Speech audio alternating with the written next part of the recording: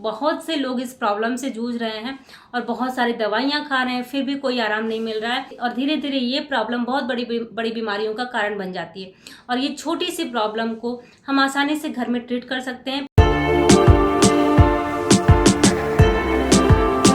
नमस्कार, मैं कुसुमलता, स्वागत है आप सभी का मेरे इस प्यारे से परिवार के लता कंसर्न में। आशा करती हूँ आप सभी स्वस्थ, सुखी और सुकून से और अपनी लाइफ के प्रति पॉजिटिव है। तो आज का वीडियो है पेट में गैस की समस्या। जी हाँ, आज के समय में ये बहुत ही कॉमन प्रॉब्लम हुई। बहुत से लोग इस प्रॉब्लम से जूझ रहे हैं और बहुत सारी दवाइयां खा रहे हैं, फिर भी कोई आराम नहीं मिल रहा है और धीरे धीरे ये प्रॉब्लम बहुत बड़ी बीमारियों का कारण बन जाती है।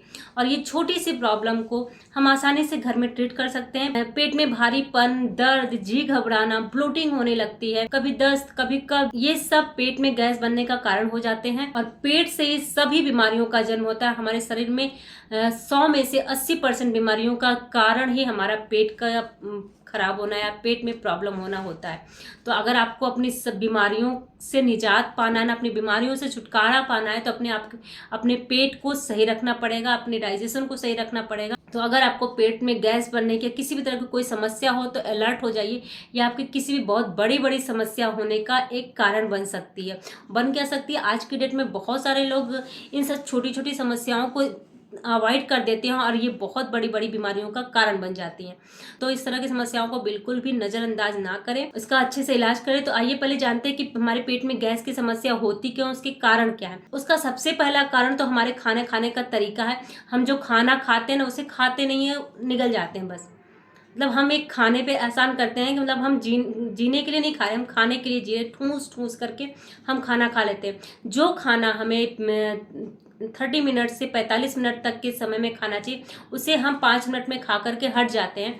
खाने को चबा चबा के ना खाना भी आपके पेट में गैस बनने का एक बहुत बड़ा कारण हो सकता है। हो क्या सकता है, होता ही है। क्योंकि अगर आप प्रॉपरली खाने को चबा चबा के नहीं खाते हैं तो आपकी डाइजेशन की प्रॉब्लम आपको होती ही है। सिर्फ आप ये एक नियम अपना लेंगे तो आपको बहुत सारी बीमारियों से छुटकारा मिल सकता है।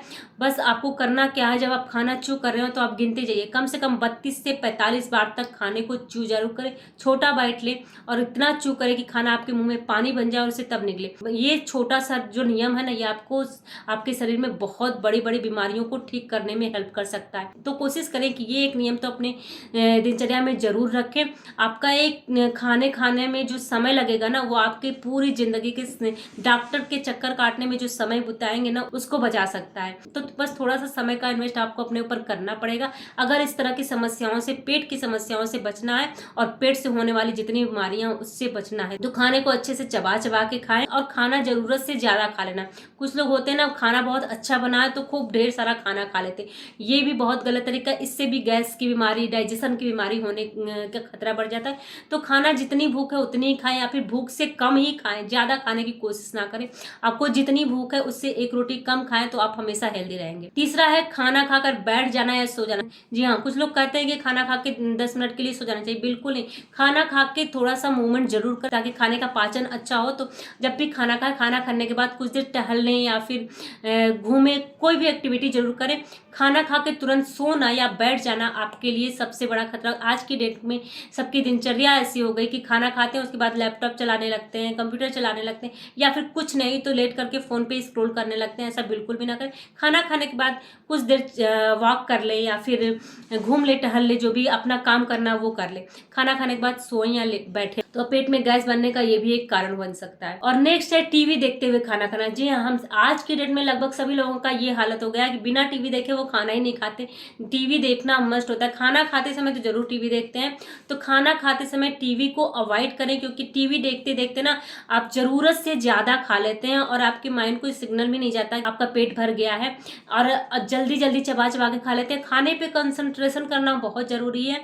तो जब भी आप खाना खा रहे हैं तो टीवी या मोबाइल से दूर रहें। खाना खाते समय सिर्फ खाने पे ही ध्यान दें, तो उसका स्वाद भी मिलेगा खाने का और अच्छे से डाइजेशन भी होगा खाने का। और नेक्स्ट है मल मूत्र को रोकना। कुछ लोग होते हैं ना, वो मल मूत्र के वेग को रोकते हैं। इन वेगों को कभी नहीं आपके शरीर के किसी भी वेगों को कभी रोकना नहीं चाहिए। अगर आप मल मूत्र के वेग को रोक रहे हैं तो गैस फॉर्मेशन हो गया आपके शरीर में और बहुत सारी बीमारियों का कारण बनेगा। तो मल मूत्र को नहीं रोकना चाहिए। कुछ लोगों को आदत होती है कुछ काम करें, चलो बाद में चले जाएंगे वॉशरूम, तो ऐसा बिल्कुल भी ना करें। फर्स्ट प्रायोरिटी दे, जब भी आपको मल मूत्र का सेंसेशन हो तो आप जरूर जाएं, रोके ना उसे। नेक्स्ट है टेंशन। जी हाँ, टेंशन भी गैस की बीमारी का सबसे बड़ा कारण हो सकता है। जब आपको टेंशन होती है ना, तो आपके जो पाचन का जो हार्मोन्स है वो रिलीज नहीं होता है और आपका डाइजेशन प्रॉपर नहीं होता। आप ध्यान नोटिस करिएगा, जब भी आपको टेंशन होगी तो आपका खाना अच्छे से नहीं पचता है उस समय। तो टेंशन के समय आपका खाना हजम अच्छे से नहीं, तो टेंशन भी एक रीजन हो सकता है आपके शरीर में खाना डाइजेशन का अच्छा ना होना और आपके शरीर में गैस की प्रॉब्लम का होना।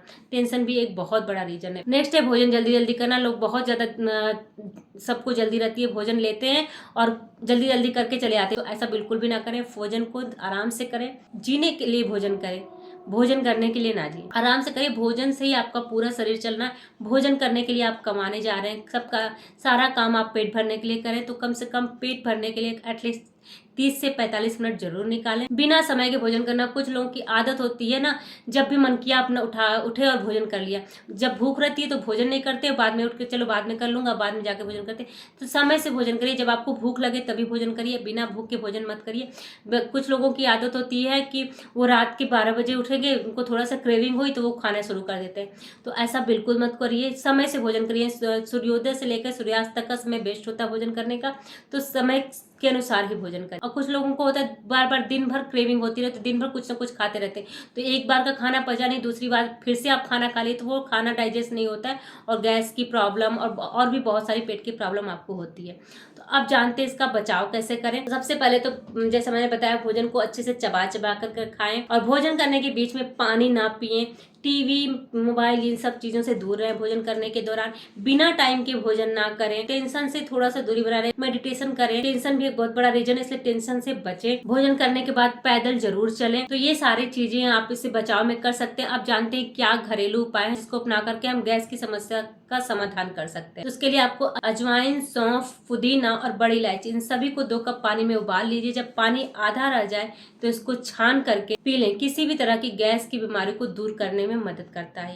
और अगर इसका टेस्ट किसी को अच्छा ना लगे तो सेंधा नमक या काला नमक अपने इच्छा अनुसार डाल करके उसमें फिर इसको पी सकते, बस समुद्री नमक ना डालें। और दूसरा है जीरा, सौंफ, इन दोनों को हल्का सा रोस्ट करें, बहुत ज्यादा नहीं, भूनना नहीं है, पूरा हल्का सा रोस्ट कर लें। सूखी सौंठ लें, जो कि ड्राई जिंजर जिसे बोलते हैं वो लें। सेंधा नमक लें और जीरा, सौंठ और सौंफ, इन तीनों को बराबर मात्रा में लें। मतलब कि 10-10 ग्राम, 10 ग्राम जीरा, 10 ग्राम सौंठ, 10 ग्राम सौंफ, इन तीनों को 10-10 ग्राम ले, कुल मिलाकर के 30 ग्राम हो जाएगा। और 30 ग्राम का तीसरा हिस्सा सेंधा नमक, या फिर सेंधा नमक ना हो तो काला नमक डालें, समुद्री नमक को अवॉइड करें। इन चारों चीजों को जैसे सौंठ, सौंफ, जीरा और नमक, इनको अलग अलग पीस करके पाउडर बना लें और इनको एक साथ मिला लें सबको। उसके बाद खाना खाने के बाद गुनगुने पानी से लें तो गैस की समस्या नहीं होगी। और अगर आपने कुछ अटर पटर कुछ भी खा लिया बाजार का तला भुना तो वो भी हजम हो जाएगा और आपका पेट साफ हो जाएगा। अब आते हैं आयुर्वेदिक औषधि के बारे में। और चौथी औषधि है अजवाइन, काली मिर्च, सौंफ, सूंठ, चित्रक या चित्ता छाल जिसे कहते हैं, आप आयुर्वेदिक पे मिल जाएगी। पुदीना, इन सभी चीजों को बराबर मात्रा में ले लें और पीस करके पाउडर बना लें। गुनगुने पानी से खाना खाने के बाद इस्तेमाल करें। अगर सुबह शाम आप इसका इस्तेमाल करते हैं गुनगुने पानी के साथ तो आपको पेट से संबंधित कोई दिक्कत नहीं होगी। और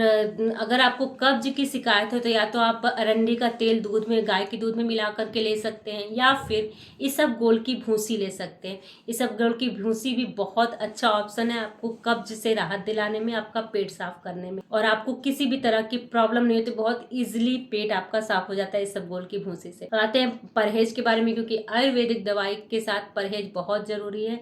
तो जो भी मैंने बचाव बताए थे इसके वो तो जरूर आपको करना है।